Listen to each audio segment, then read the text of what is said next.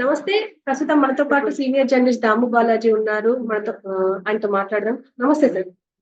Sir, మార్గదర్శి chit ఫండ్స్‌కి high court shock ఇచ్చింది అంటున్నారు. ఈ విషయంలో ఇటు చంద్రబాబు నాయుడు గాని, అటు రేవంత్ రెడ్డి గాని ఏం చేయలేని పరిస్థితి ఏర్పడింది అంటున్నారు. ఏం జరుగుతుంది సార్? ఇక్కడ 2 అంశాలున్నాయి. మార్గదర్శికి సంబంధించి మార్గదర్శి ఫైనాన్సియర్స్, మార్గదర్శి చిట్ ఫండ్స్. సో ఇప్పుడు మార్గదర్శి ఫైనాన్సర్స్ కేసు ఏందంటే, గతంలో 2006లో ఉండవల్లి వెళ్ళాడు. మార్గదర్శి అనే సంస్థ హెచ్యుఎఫ్ సంస్థ, హిందూ అన్‌డివైడెడ్ ఫ్యామిలీ అనే సంస్థ. ఈ సంస్థకి పరిధి ఏందంటే, వాళ్ళ ఫ్యామిలీ మెంబర్స్ దగ్గర మాత్రమే ఫండ్స్‌ని డిపాజిట్స్‌ని కలెక్ట్ చేయాలి తప్ప పబ్లిక్‌గా డిపాజిట్లు కలెక్ట్ చేయడం అనేది ఆర్‌బీఐ రిజర్వ్ బ్యాంక్ చట్టం కింద నేరం అనేది ఆయన కేసు వేశాడు. అది జరుగుతూనే ఉంది. చివరికి ఉమ్మడి ఆంధ్రప్రదేశ్ కోర్టు చివరి రోజు ఆ కేసుని కొట్టేశారు కూడా. అయినా ఆయన పట్టు వదలని విక్రమార్కులాగా మళ్ళీ సుప్రీంకోర్టుకి వెళ్ళాడు. ఆయన వెళ్ళిన కొంతకాలానికి జగన్ దాంట్లో ఇంప్లీడ్ అయ్యాడు. ఆ తర్వాత సుప్రీంకోర్టు ఈ మార్గదర్శి ఇలా డిపాజిట్స్ ఎవరెవరి దగ్గర చేశారు మొత్తం లిస్టు పెట్టమనింది. ఇవన్నీ జరిగాయి. జరిగిన తర్వాత ఇప్పుడు కొత్తగా హైకోర్టు, తెలంగాణ హైకోర్టు మార్గదర్శికి ఫైనాన్సర్ల సంస్థకి ఒక షాక్ ఇచ్చింది.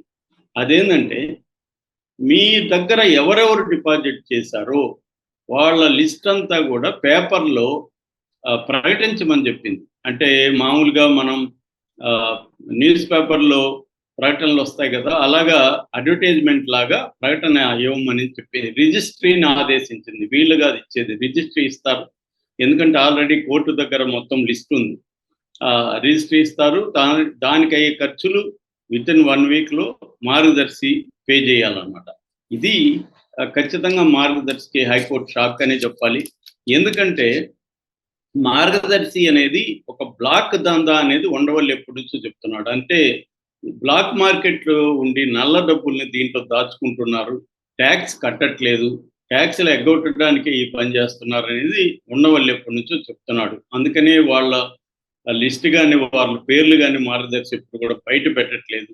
ఆ డబ్బులు తీసుకొని, అంటే పబ్లిక్ మనీ తీసుకొని మన రామోజీరావు తన ప్రైవేటు వ్యాపారాల్లో పెట్టుబడులు పెట్టి వాటిని డెవలప్ చేసుకోవడానికి పబ్లిక్ మనీని వాడుకున్నాడు. ఇది చట్టరీత్యా నేరం అనేది ఉండవల్లి ఎప్పటి నుంచో చెప్తున్నాడు. ఇదే పని వేరే వాళ్ళు చేస్తే మా అరెస్టులు చేశారు.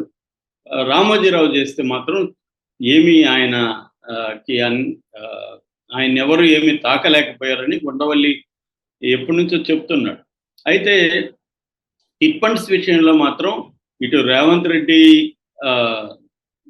మార్గదర్శికి అనుకూలంగా ఉన్నాడు.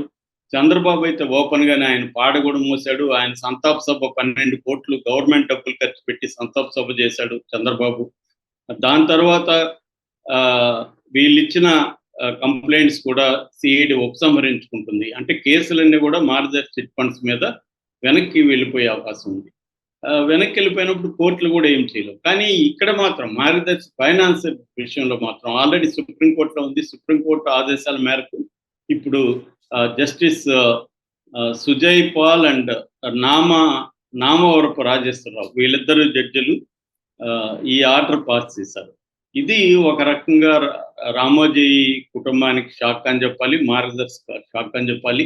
అట్ ద సేమ్ టైం ప్రభుత్వాలని, ఈ 2 ప్రభుత్వాలను కూడా కౌంటర్ చేయమని కూడా వీళ్ళు నోటీసులు ఇచ్చాడు. ఇటు రేవంత్ రెడ్డి ప్రభుత్వం, అటు చంద్రబాబు ప్రభుత్వం. కానీ ఈ 2 ప్రభుత్వాలు కూడా కౌంటర్ వేయట్లేదు ఇప్పటి వరకు. వేసినా కూడా నాకు తెలిసి నామకే వాస్తు వేస్తారు తప్ప సీరియస్గా వాళ్ళకి ఇంట్రెస్ట్ లేదు. ఎందుకంటే చంద్రబాబు, రేవంత్ రెడ్డి ఇద్దరు కూడా రామోజీకి అనుకూలమైన చీఫ్ మినిస్టర్స్ కాబట్టి వాళ్ళకి దీంట్లో న్యాయం చేయాలి, ప్రజలకు అన్యాయం జరుగుతుంది అనేది వాళ్ళకి లేదు. వాళ్ళకి కావాల్సిన వాళ్ళు కాబట్టి వాళ్ళకి అనుకూలంగానే ఉంటుంది. జగన్కి రామోజీరావు అన్నా లేకపోతే ఆంధ్రజ్యోతి అన్నా కోపం ఎందుకంటే తనని రాజకీయంగా తన తండ్రిని అణచివేయడానికి ఈ పత్రికలు ఎప్పటి నుంచో ఈ మీడియా సంస్థలు పనిచేస్తున్నాయి కాబట్టి నేచురల్గా జగన్కి వీళ్ళ మీద కోపం ఉంటుంది. వీళ్ళని ఇబ్బంది పెట్టడానికి జగన్ కూడా మార్గదర్శి చిట్ ఫండ్స్ మీద సిఐడి కేసులు పెట్టించారు.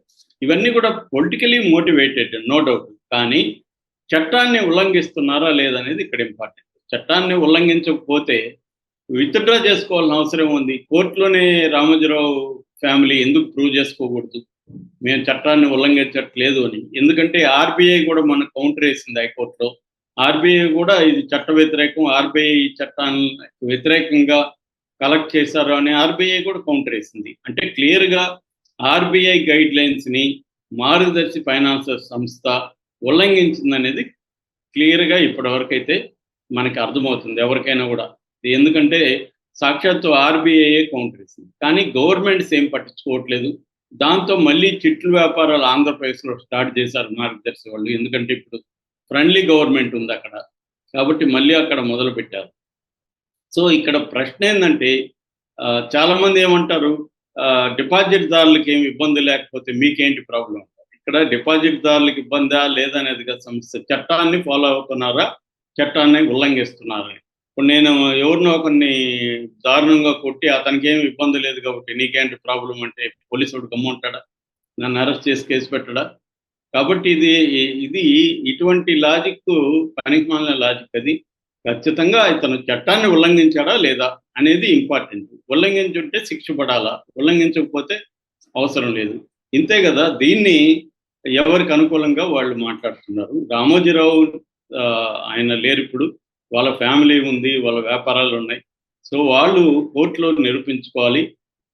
ఒకవేళ చంద్రబాబు రేవంత్ రెడ్డి కాపాడుతాడు అనుకుంటే కోర్టులు కాపాడవు, కోర్టులు సీరియస్గానే ఉన్నాయి అని చెప్పడానికి లేటెస్ట్ ఎగ్జాంపుల్ ఇది.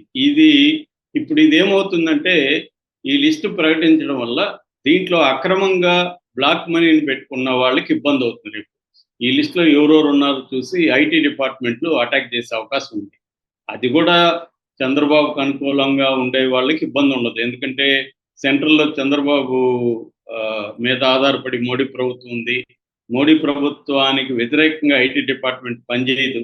ఫైనల్గా అక్కడ మళ్ళీ సేవ్ అవుతారు, అదేమి ఇబ్బంది లేదు. కానీ వేరే వాళ్ళకి ఇబ్బంది ఉండదు. ఇక్కడ ఏంటంటే అన్ని వ్యవస్థలు కూడా రాజకీయ కంట్రోల్లోనే పనిచేస్తాయి ఇండియాలో.